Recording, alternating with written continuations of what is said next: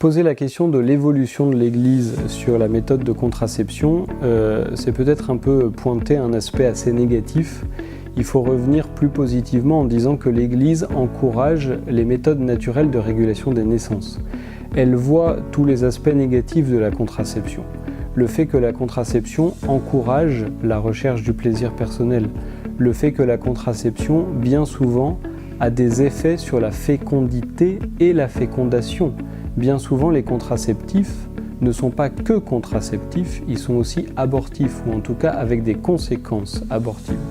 Et donc l'Église encourage les méthodes de régulation des naissances parce qu'elle sait qu'à travers une respiration, des périodes d'abstinence et des périodes d'union, eh bien, le couple grandit dans la tendresse, dans la recherche de l'autre, dans la sexualité, dans une meilleure compréhension de la sexualité.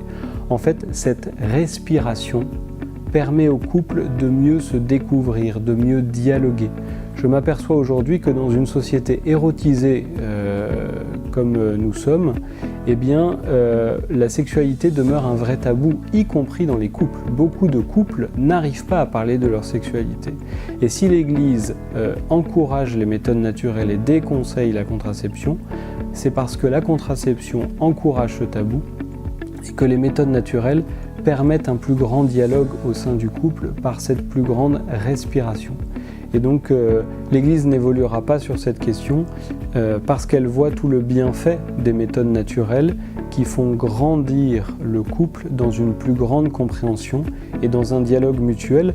Là aussi, on touche du doigt la fonction d'unité de la sexualité. La sexualité, ça n'est pas simplement un acte physique, c'est un véritable dialogue d'amour qui passe par le corps et par le langage, autrement dit pour une plus grande union de l'homme et de la femme.